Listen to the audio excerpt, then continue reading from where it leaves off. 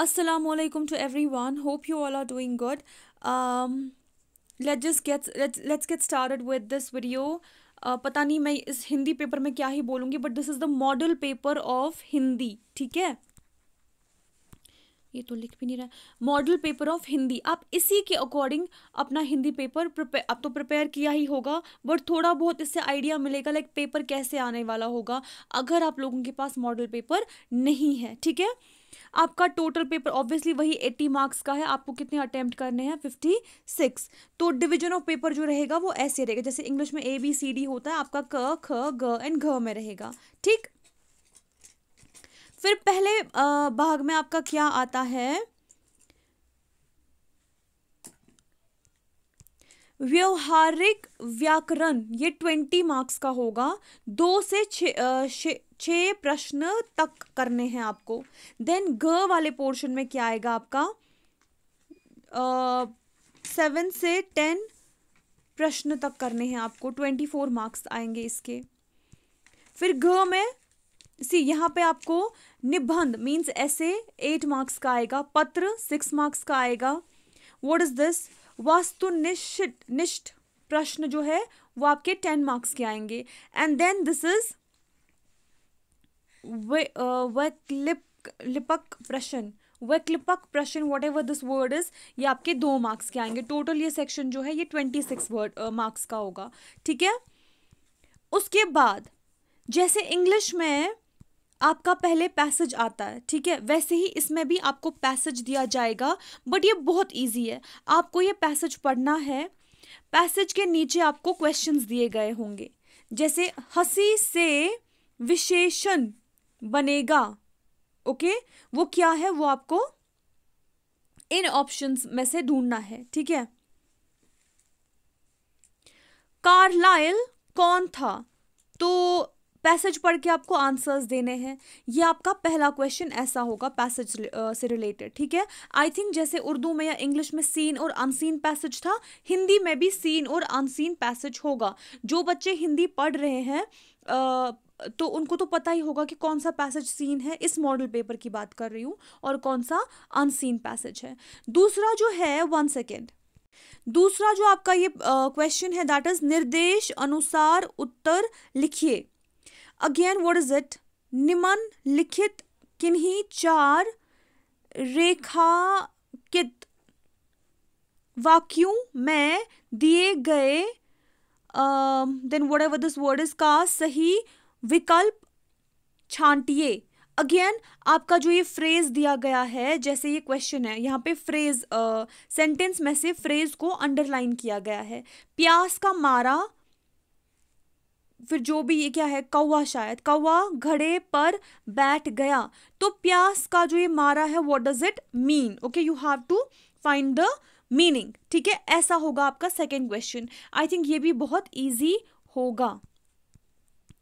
उसके बाद आपका थर्ड क्वेश्चन जो है दैट इज निम्नलिखित प्रश्नों के निर्देश अनुसार उत्तर लिखिए. ओके, अगेन यहाँ पे आई थिंक आपको ऑप्शंस दिए गए हैं. ठीक है, तुलसीदास जी ने कहा है कि विनाश काल में मनुष्य की व्हाट इज दिस, जो भी है ये क्वेश्चन आप खुद ही पढ़ोगे. आई थिंक फिर इसमें जो है नीचे आपको क्या है, ऑप्शंस.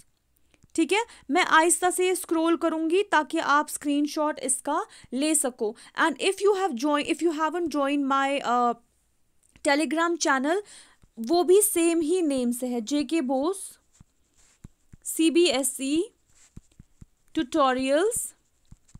ओके, मैं ये PDF वहीं पे शेयर कर दूंगी. ठीक है, यहाँ पे आपको सिर्फ आइडिया मिलेगा पेपर कैसा होने वाला है. इट्स ऑलमोस्ट द सेम, ठीक है, जैसे उर्दू का है.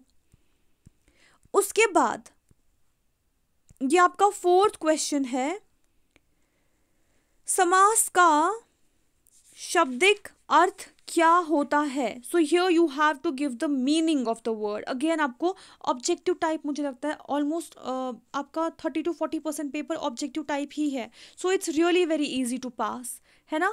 देखो दूसरा भी इसका यही है, MCQ टाइप ही है. फिर क्वेश्चन नंबर 5 आप का है अलंकार छांटिए. ठीक है, अगेन यहाँ पे क्वेश्चन दिया गया है रति सम जो भी है इसका, ये फिर ऑप्शंस दिए गए हैं and you have to find the answer over here. ये भी एमसीक्यू टाइप ही आपका, मींस क्वेश्चन नंबर 5 तक आपके एमसीक्यूज ही आ रहे हैं। इट्स इजी, अगर आप बुक में से थॉरो रीडिंग भी करोगे ना आपको अच्छे से ये पेपर आएगा, ठीक है। मुझे नहीं लगता हिंदी के बच्चों को टेंशन लेने की ज़रूरत है। उसके बाद आपका क्वेश्चन नंबर 6, निर्देश अनुसार उत्तर लिखिए। What is it, just a second. So here are the fill in the blanks, ठीक है। ये fill in the blanks obviously आपको कहां से ढूंढने हैं इसके आंसर्स, इन ऑप्शंस में से, ठीक है। तो क्वेश्चन नंबर 6 में भी कितने क्वेश्चन हैं आपके, 1 2 3 एंड 4, फिर 5 6। तो हिंदी तो मुझे लगता है पूरा एमसीक्यू ही है। अगर आप एमसीक्यू ही करते हैं ना सिर्फ, तो आप इजीली पास कर सकते हो। What is question number 7 all about, निम्नलिखित काव्यांश को ध्यान पूर्वक पढ़कर पूछे गए प्रश्नों के उत्तर लिखिए, ठीक है। So here I think this is the poetry. तो यहाँ पे कविता लिखी गई है और कविता के नीचे क्वेश्चंस दिए गए हैं और अगेन आपके एमसीक्यूज ही हैं। अगर मैं थोड़ा सा ये जूम आउट करूं, ये देखो कविता आपको ऊपर दी गई है, फिर नीचे क्वेश्चंस है और फिर से एमसीक्यूज दिए गए हैं और आपको कविता में से आंसर्स ढूंढने हैं। तो इज़ इट इजी, जैसा आपका इंग्लिश पेपर था ना जिसमें पहला क्वेश्चन ही था पोएट्री से रिलेटेड और नीचे उसके क्वेश्चंस थे, बिल्कुल वैसे ही है। और यहाँ पे आपको ऑप्शंस भी दिए गए हैं। उसके बाद question number 8, what is question number 8 all about, निम्नलिखित ये क्या वर्ड है फिर, को ध्यान पूर्वक पढ़कर पूछे गए प्रश्नों के उत्तर लिखिए। Again you have to answer the questions. तो ये आपके क्वेश्चन आंसर्स है। आई थिंक ये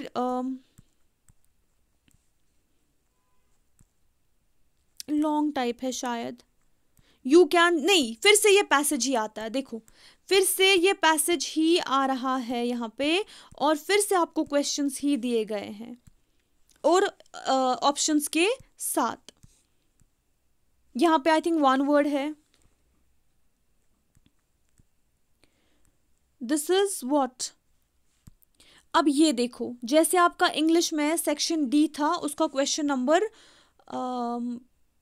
15, ठीक है, जहां प्रोज सेक्शन से आपको क्वेश्चंस दिए गए थे, वैसे ही आपको यहाँ पे क्वेश्चंस दिए गए हैं। हाउ मेनी आर दीज,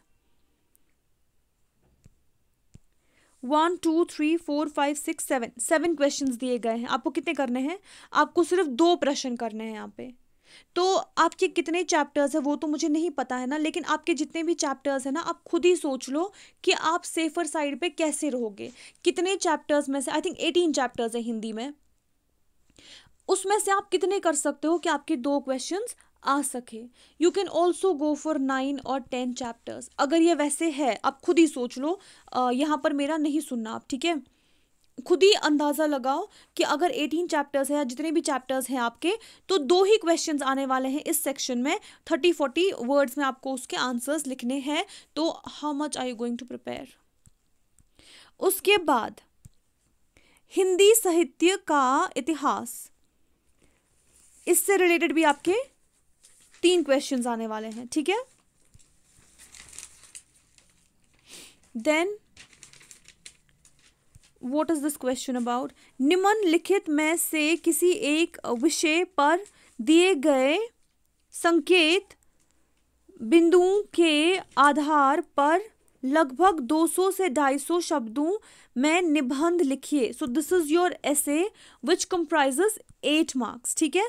तो आपका क्वेश्चन नंबर 11 जो है वो एसे पे बेस्ड होगा। ये भी आप इजीली लिख सकते हो and you can score, you can gain 8 marks from there. उसके बाद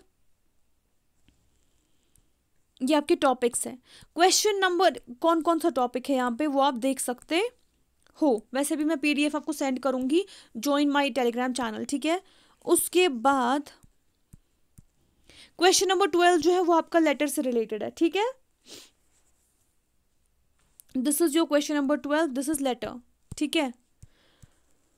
एंड यू विल गेट और देयर, ठीक है।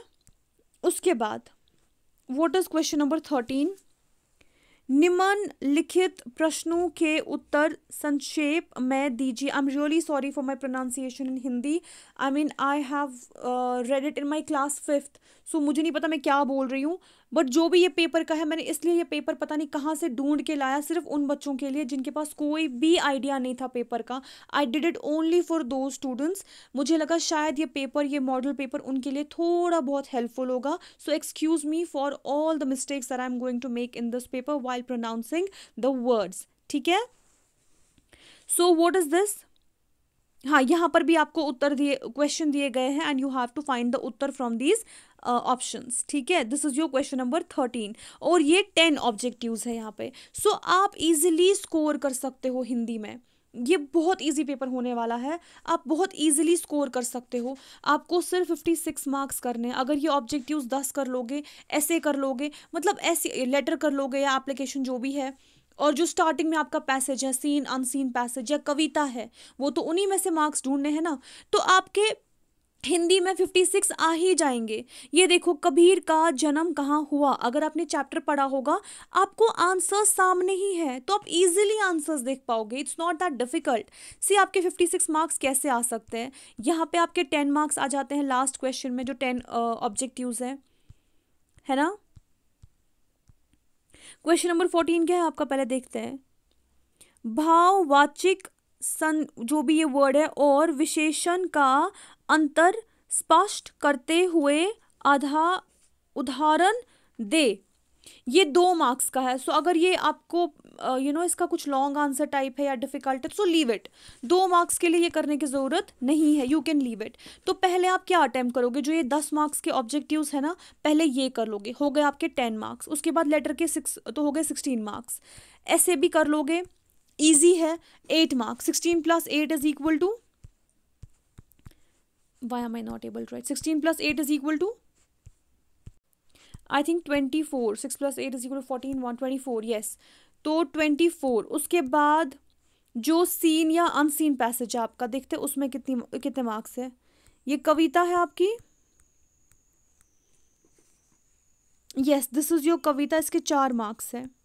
इसमें 4 ही क्वेश्चंस होंगे शायद, हाँ, ये 4 मार्क्स के हैं, isn't it. 24 + 4 is equal to 28। ये जो यहाँ पर पैसेज दिया गया है, अगेन 4 मार्क्स का है, सो 32। इसमें भी आपको पैसेज में से ही आंसर्स ढूंढने हैं। दिस इज क्वेश्चन नंबर 8, हाँ, क्वेश्चन नंबर 8 की भी 4 मार्क्स है, सो 32 यहाँ तक आ जाते हैं आपके। सीधे ऊपर जाते हैं और अनसीन और सीन पैसेज का देखते हैं, ठीक है।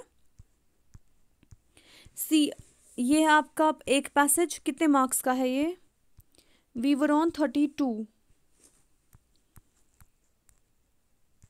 2 मार्क्स इस क्वेश्चन के, 34, 35, 36, 37, 38, 39, 40, 41, 42। 42 मार्क्स आपके पैसेज, मतलब इन्हीं सब चीज़ों से आता है। तो आपको अभी बुक लर्न करने की ज़रूरत भी नहीं है, ये सिर्फ ऊपर ऊपर से ही जो चीज़ें मतलब आपके सामने होंगी, वहाँ से आप देख सकते हो। अगेन यहाँ पे जो ये चीज़ें हैं ना, जहाँ पे ये वर्ड फ्रेजेस अंडरलाइन करके आपको मीनिंग देखने हैं, तो इसके भी 4 मार्क्स है।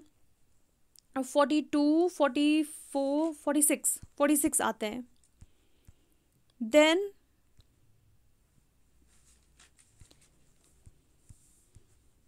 ये फिर से ऑब्जेक्टिव टाइप है, 46, 52।